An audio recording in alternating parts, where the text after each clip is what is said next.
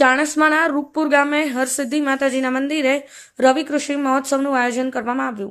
ચાણસ્મા તાલુકાના રૂપપુર ગામે હરસિદ્ધિ માતાજીના મંદિરે ગુજરાત રાજ્ય સરકાર દ્વારા આયોજિત રવિ કૃષિ મહોત્સવનું આયોજન જિલ્લા સદસ્ય દીપકભાઈ પટેલની અધ્યક્ષતામાં યોજાયું હતું, જ્યાં દીપ પ્રાગટ્ય કરી કાર્યક્રમનો શુભારંભ કરવામાં આવ્યો હતો। ત્યારબાદ તમામ મહાનુભાવોનું સ્વાગત સન્માન કરાયું હતું। તેમજ ખેડૂત લાભાર્થીઓને સહાય યોજના હેઠળ હુકમ આપ્યા હતા। પાટણ જિલ્લામાં 2 દિવસીય રવિ કૃષિ મહોત્સવનું આયોજન કરવામાં આવ્યું હતું, જ્યાં 1000 મહાનુભાવો અધિકારીઓ દ્વારા ઉપસ્થિત ખેડૂતોને પ્રાકૃતિક ખેતી તરફ વળવા ધ્યાન દોર્યું હતું। તેનાથી થતા ફાયદાની પણ જાણકારી આપી હતી। યોજાયેલ કાર્યક્રમમાં ખેતીવાડી વિભાગના અધિકારીઓ, કર્મચારીઓ તથા ચાણસ્મા મામલતદાર તેમજ ચાર્જ સંભાળતા IAS TDO વિસ્તરણ અધિકારી અંબાલાલ ચૌધરી, તાલુકા પંચાયતના ઉપપ્રમુખ તેમજ સદસ્ય બાબુલાલ ચૌધરી, તાલુકા મહામંત્રી કિરણભાઈ જાની, કૌશિકભાઈ પટેલ સહિતના અધિકારીઓ, કર્મચારીઓ, ગ્રામસેવકો અને આગેવાનો ઉપસ્થિત રહ્યા હતા। કમલેશ પટેલ, પાટણ એક્સપ્રેસ, ચાણસ્મા।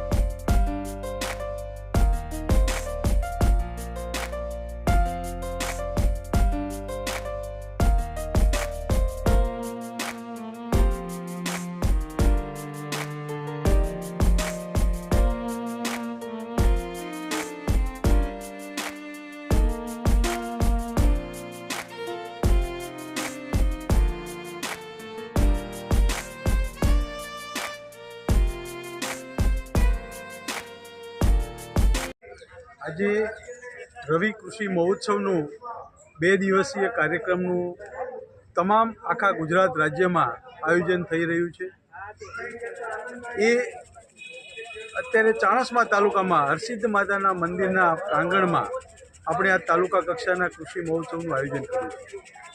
આ રવિ કૃષિ મહોત્સવનો રાજ્ય સરકારનો આશય એવો છે કે જે નવી કૃષિ તજજ્ઞતાઓ છે, નવા જે કૃષિ સંશોધનો છે, એ જુદી જુદી કૃષિ યુનિવર્સિટીઓમાંથી વૈજ્ઞાનિકો દ્વારા ખેડૂતોને અહીંયા રૂબરૂ આવી અને એની આધુનિક તજજ્ઞતા, જુદા જુદા પાકોની વૈજ્ઞાનિક ખેતી પદ્ધતિઓની માહિતી મળી રહે, એ આ મુખ્ય આશય છે। એ સિવાય ખેતીની જે સંકલિત ખેતી પદ્ધતિ છે, ખેતીની સાથે એગ્રો ફોરેસ્ટ્રી હોય, પશુપાલન હોય, આ તમામ ખેતી થકી ખેડૂત આર્થિક રીતે પગભર બને। એક પાસામાં ખેડૂતને માનો કે નુકસાન જાય તો એ એગ્રો ફોરેસ્ટ્રી હોય કે એપીકલ્ચર હોય, મત્સ્યપાલન ઉદ્યોગ હોય કે પછી મધુપાલન ઉછેર હોય, તો આના થકી ખેડૂતની આવક જળવાઈ રહે અને ખેડૂતની આવક બમણી થાય, એવા આ શુભ આશયથી અત્યારે આ કૃષિ મહોત્સવનું આયોજન કર્યું છે। આપનું નામ? જે ખેડૂતની જે સંકલિત ખેતી પદ્ધતિ છે, અત્યારે જે નવી ટેકનોલોજી છે, અત્યારે નેનો યુરિયા, નેનો DAP આવ્યું છે, તો આ નેનો યુરિયા અને નેનો DAPથી આપણે પર્યાવરણનું જતન કરી અને પાકને ઓછા ખર્ચે વધુ ઉત્પાદન મેળવી શકીએ, એવા આ શુભ આશયથી આ કૃષિ મહોત્સવનું આયોજન છે। એ સિવાય જે જુદા જુદા જે કૃષિના યાંત્રિકીકરણ છે, નવા જે કૃષિના યંત્રો છે, એ યંત્રો થકી પણ ખેડૂત એકમ વિસ્તારમાં ઓછા ખર્ચે અથવા ઓછા માનવ બળથી એ ખેતી કરી શકે, એવો પણ આ એક અભિગમ છે।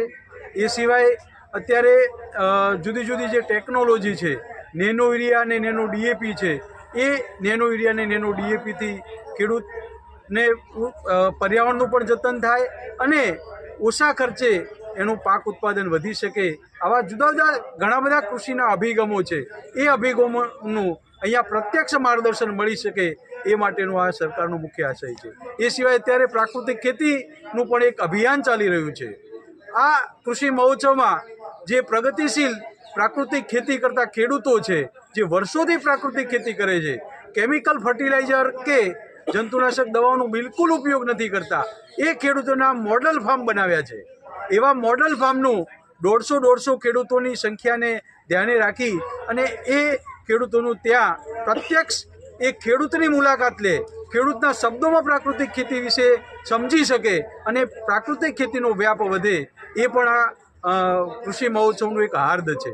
તો આ રીતે આ કૃષિ મહોત્સવનું આયોજન કરવામાં આવે છે. આપનું નામ સાહેબ શ્રી? AR ગામી, નાયબ ખેતી નિયામક વિસ્તરણ, પાટણ.